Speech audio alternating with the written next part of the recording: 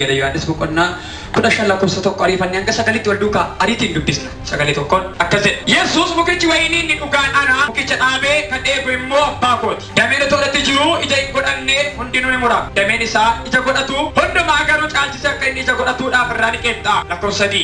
Isin ammuma iyyuu dubbii ani isinitti dubbadhee qulleeffamtanii. Lakkoofsa 4. Anatti qabadhaa jiraadhaa.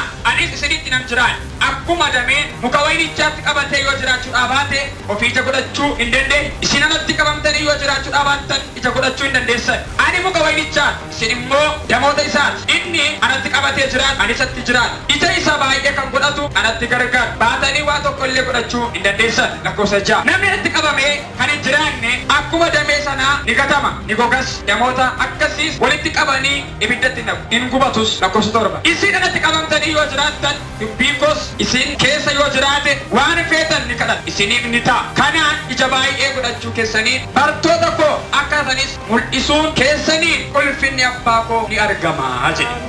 Ameen jedhama. Sagalee akka jedhu isinitti himaa muka jireenyaatti qabamanii jiraachuu waan jedhu isinitti hima. Namatti reensin biraan ga'a muka jireenyaa waan jedhu isinii kenne booddee jalatti immoo muka jireenyaa jedhama turre qabadha. Muka jireenyaa jalatti garuu itti qabamanii jiraachuu waan jedhu lamatti qoodan isinii hima. Akka barreessitoota ta'in akka furri waaqayyo nu barsiisutti isinitti hima. Akka barreessitoota ta'in akka furri qulqulluu nu barsiisutti isinitti hima. Muka jireenyaa jedhaafi jalatti immoo ciraatti godhaatii wal qabsiisaatii mallattoo ta'e itti fayyadamaatii itti qabamanii jiraachuu waan jedhu isinitti hima. Kutaa kana gaafa laaltan torban har'aa waa'ee buddeen jireenyaa waa'ee buddeenaa isinii kaasee jecha ergamaa Yohaannis dubbate waa'ee maaliif akka inni ta'e irra deddeebi'ee yaadota baay'eedhaan jecha tokkodhaan fayyadamee garuu sagalee deddeebiif karaa deddeebiidhaan isaan amansiisuudhaaf warra caafe kanaadhaaf dubbii jabaa haala wal fakkaatuudhaan waa'ee gooftaa keenya Yesuus Kiristoos jecha tokko dubbateedha isiniin jedhe. Abbaan barreessaa kanaa Yohaannis jecha guddaa ni qabatee eeggumanii torban har'aa isinii kaasee itti amanuu jecha jedhu isinii kaase. Haa ta'uyyuu malee garuu ammas guyyaa kana kanan barbaadu itti amanuu waan jedhu xiyyeeffannoo dubbii koo godhee mata duree koo garuu muka jireenyaa yoon godhe muka jireenyaa kanatti galaadhee darbuu sana jira. Gaafa laaltan ergamaa Yohaannis isiniin jedheera warra kaan caalaa nama umurii dheeraa jiraate hojii ija fannoo irraallee arguudhaaf nama carraa argatee dhaabatee taatee hojii ija fannoo irratti gocha fannoo irratti sarrage hundumaa gooftaan keenya Yesuus Kiristoos bartoota warra kaan caalaa nama argedha jedhe. Baranni barreesse bara jaarraa tokkoffaa keessa bara ari'atamaa keessa waan ta'eedhaaf barichi bara rakkinaa waan ta'eedhaaf amantoonni immoo yeroo kana gooftaa Yesuus Kiristoosidhaan addumatti iyyuu warri isaan keessaa bahee dhalatee nama guddaa ta'a isin keessaa mootiin hin ba'a furiin biyya lafaa hin ba'a warra jedhame ofii isaatii iyyuu qoma warra sanaa kan ta'e Yohaannis akka isaan gooftaa keenya Yesuus Kiristoos amanuu qaban warra Yihuudootaatu mormii baay'ee waan kaasuudhaaf orma warra kaan caalaa waa'ee Yesuusidhaaf fudhachuu akka isaan qabaniidhaaf itti amanaa jedhee dubbata. Haa ta'uyyuu malee jechi amma dubbadhe kun immoo jecha gooftaa keenya Yesuus Kiristoos ofii isaatii afaan saaqee dubbachaa ture. Ergamaa Yohaannis kun immoo kan caafe abbaan dubbii kanaa eenyu gaafa jettanii jecha gooftaa keenya Yesuus Kiristoos irraa ba'ee kan caafamedha. Gaafa dubbiftan kutaan kun jalqaba irratti Yesuus jedha ofuma isaatii. Yesuus mukichi wayinii inni dhugaan eenyudha jedha anadha jedhee jedha. Mukichi inni wayinii inni dhugaan eenyu gaafa of ibsuu gaafa barbaadu Yesuus ana jecha ana jedhu macaafa qulqulluu keessaa naqa baay'ee argitu. Har'a garuu qabxii lammaffaa dubbachaa jira karaan beekamneen wangeela Yohaannis isin qo'achiisaa jira karaan beekamneen. Ana inni jedhu torban darbee waa'ee buddeen jireenyaa isinitti meera. Lammaffaa immoo gooftaan keenya Yesuus Kiristoos ana mukichi wayinii inni dhugaan ni jireenya kennu jedhee ofiisaa har'a immoo karaa kan biraa mukatti fakkeessee fidee aswaa torban darbee isinii kaaseera. Maaliif Yesuus buddeen fakkaate akka inni gara Yihuudootaa dhaqee gara namootaa akka inni dhaqee ani buddeen ala namaa maaliif akka inni jedhe keessumattuu aadaa Yihuudootaa nyaachaaf waan shanitti gargaaramuu isiniin jedheera. Wanneen akka daabboo firaafiree yookaan achi wantoota qaban wantoota gurguddaa baay'eetti gargaaramu isiniin jedhee qabxii baay'ee isinitti himeen ture. Ta'us garuu har'a immoo gooftaan keenya Yesuus Kiristoos muka jireenyaa keessaa muka jireenya kennu akka inni ta'e muka jedhee hin himne muka wayinii jedhee maqaa mukichaa adda baasee ka'e booddee kan biraan immoo deebisee jireenya jedha. Gooftaan keenya Yesuus Kiristoos biyya lafaarra kan dhufeef iyyuu dhala namaa kamiif iyyuu jireenya kennuudha. Kun inni maaf gala? Haa ta'u garuu maaliif muka wayinii fakkeenya fudhate gaafa jette mukti wayinii akka aadaa Israa'elootaatti har'umayyuu akka addunyaa kanaatti mukti wayinii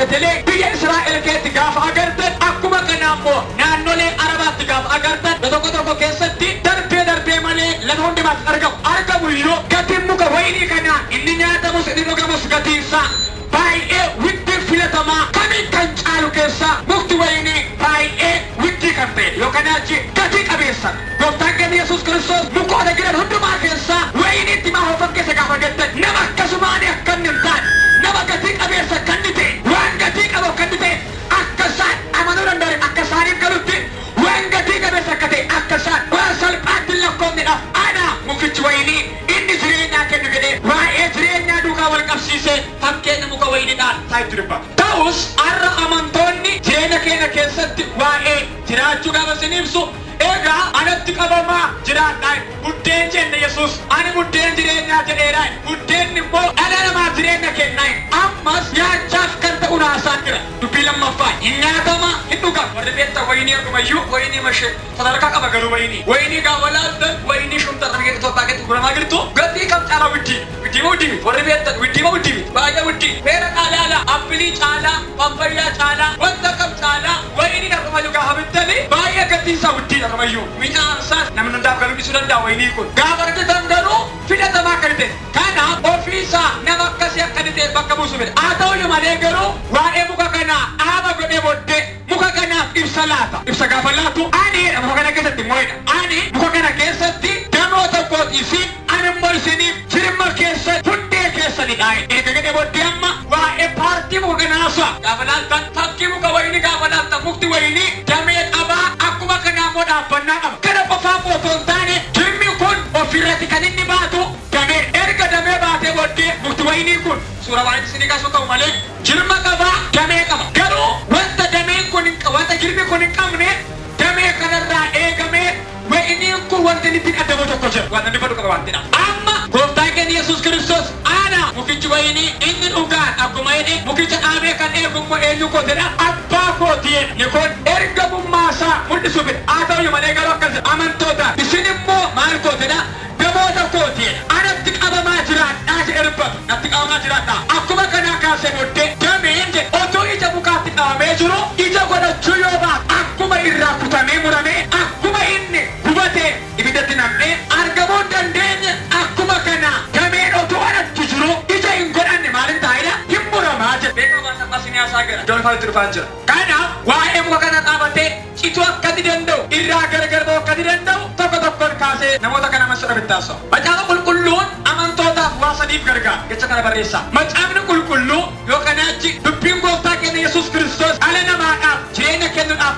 waa sadiif gargaara tokko macaafni qulqulluun ittiin qabamnee akka jiraannuufidha kiyyoodha ittiin qabamnee mootummaa Waaqayyoo keessa yaada Waaqayyoo keessa akka jiraannuuf nu gargaara mee akkana jedha warri barreessine dubbii Waaqayyoo jedha maaloo waan dhaga'amu sagalee dubbii Waaqayyoo jedha maaloo akka ittiin jiraannuuf jedha maaloo ofitti nu qabaa jedha maaloo dubbii Waaqayyoo tokko namoota akka inni gargaaru ittiin qabamnee akka jiraannuuf nu gargaara itti qabannee eenyutti jirma isa ta'ee gooftaa keenya Yesuus qabannee akka jiraannaaf irraa gargar akka hin baaneedhaaf wajjin oollee akka bulluudhaaf isarra teenye immoo waa akka laannuudhaaf ofitti kan nu harkisu maalidha gaafa jettan sagalee Waaqayyoo kanaachi jireenya sagalee Waaqayyoo keessa jiru lammaffaa bii Waaqayyo wantoota wanta inni kennu lammaffaa ittiin kan qabaman jechuun ittiin silaa itti qabamna inni ammaa garuu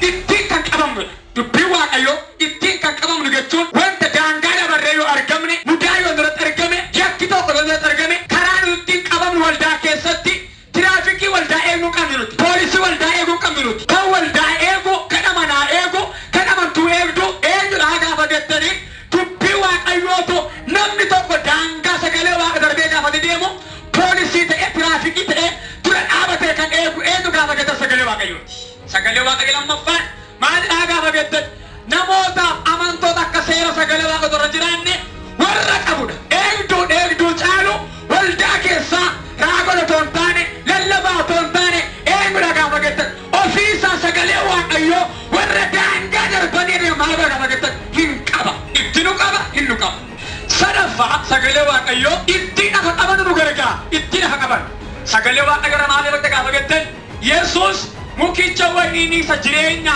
akka inni ta'e jireenya kenna waan ta'eedhaaf amantootatti moorra damoota tokko jedhee kan inni haasa'u argamsiif afaan waaqayyoo waldaa kiristaanaa keessaa sagalee waaqayyoo. Kanaaf addumattiyyuu Israa'el keessatti biyyoota keessatti kan inni beekamu waa'ee muka wayinii kanaa fakkeessa kan inni haasa'u ofii isaa jirmaa ta'u malee amantootaan garuu natti qabamaa jiraadha. Qabaa nama si bukkeetiin takkaana qabarraas akkasidha. Yesuus itti qabamii jiraadhu jedhani maala. Qabamtee gaafa jiraattu jedhani laasata. Tokko jedhani maala. Yoo qabamuu baattee jedhan. Hin qabamtaa jedhani. Yoo qabamuu baatte maal ta'a? Hin qabama. Okay. Kan akkamitti agarra kan jirtu na duukaa agarru.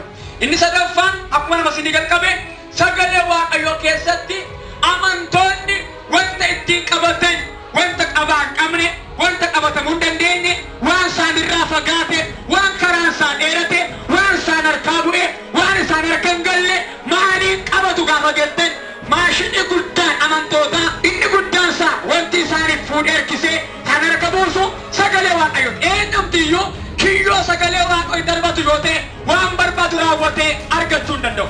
Kan ammoo gaafa kam qabamna gaafa jettan gaafa itti qabamnee jiraannu malee gaafa irraa adda baanu hin qabamna malee hin qaban. Okay. Al takka takka jireenyi kun jireenya wal fakkaataa musliimiidha. Jireenyi kun tokko ittiin qabanna kan jedhu qabsana basin ibseera. Qabxii lafa baratti immoo ittiin qabamna. Waan tokko sirriitti himu. Al takka takka namoonni daangaa sagalee waaqayyoo darbanii eebba nyaachuu gaafa barbaadan karaa walakkaa dhaabatu. Daangaa sagalee waaqayyoo darbanii gaafa deeman milkaa'uu qajeelanii qooda milkaa'uu qaban waan qaban iyyuu dhabu. Kaleessa eengadda debilii waan qaban maayinees jalaa ta'aa deemu. Har'a eenyu fakkatee meeku malee sagalee waaqayyoo waa qabatee baay'ee ameen namaadha. Darbadhaa akka girgaa waa qabadhee baay'ee namaadha. Dubbadhaa waa qabadhee baay'ee namaadha. Itti qabamni akka jiraannuuf kan nu gargaaru sagalee waaqayyooti jechuudha. Sagalee waaqayyoo itti qabamni akka jiraan mukicha wayinii isa dhugaa ana isa jedhee Kiristoositti qabamnee jiraachuudhaaf kan nu eegan waldaa kiristaanaa keessatti eenyumayyuu otoo hin taane sagalee waaqayyoo irraa akka dambaa'eedhaaf wajjin oollee akka bullu kan nu godhu sagalee waaqayyooti. Dhagaa dhaggeeffadhaa.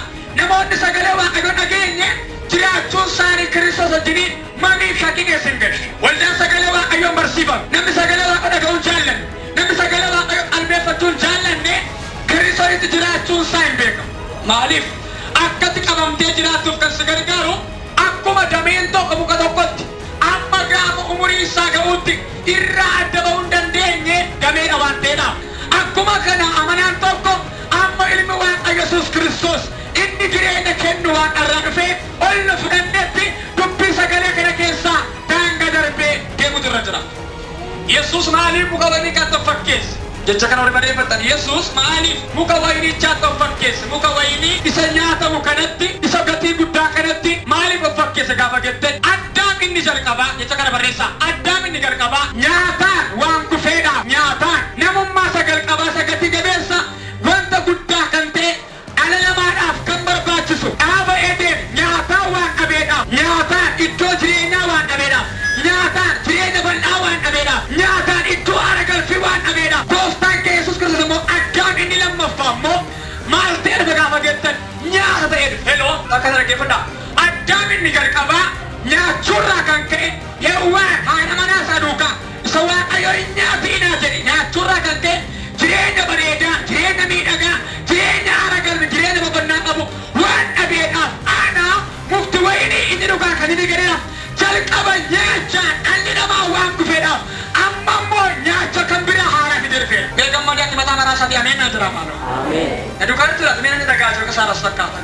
Ana ammaa isa gabaarra jiru. Addaam inni jalqaba maaliin kufe genne? Ishoo dubbadha maaliin kufe genne? Nyaataan kufe Addaam inni jalqaba. Gooftaan keenya Yesuus Kiristoos maaliif muka wayinii isa fakkeesse gaafa jette Addaam inni jalqaba nyaataan jireenya bareedaa waan dhabeef nyaataan qullaa waan ta'eef nyaataan iddoo bareedaa waan gadi waan baafameef Addaam inni jalqaba ammoo jireenya kanaan haadhamu malee Addaam inni lammaffaa ammoo jireenya nyaachaan amantoonni irraa soorrachaa aarsaa sagalee isaa irraa dhugaa nyaata of fakkeesse nyaata keessaayyuu waan gatiin isaa hundi of godhee of dhiyeesse.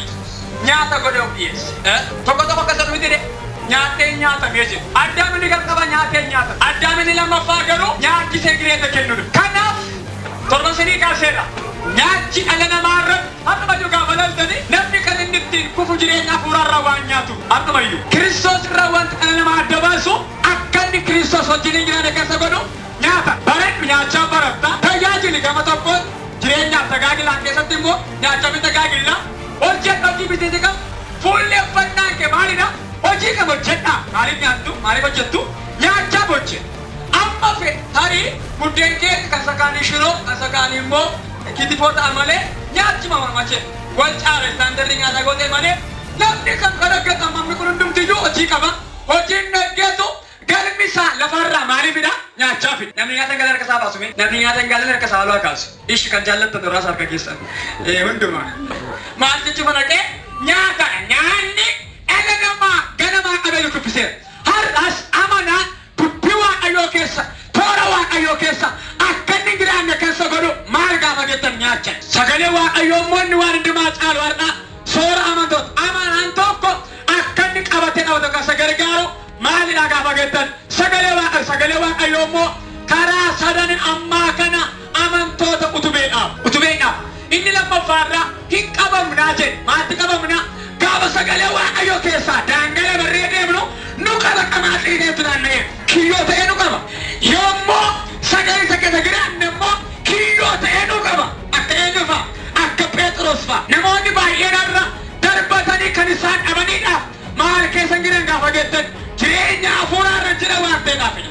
Akkati garuu itti qabamtee jiraattu kan si agarsiisu yoo sagalee Waaqayyoo dhageessi. Namni tokko sagalee Waaqayyoo dhaga'u taanaan eenyutti qabamee akka jiraatu hin beeku. Muka jireenyaa keessatti Yesuus dameedha ani erbate. Ani damee. Moo jirmadha Yesuus. Namni duukaa jiru. Ani jirmicha. Isinoo maal godhu?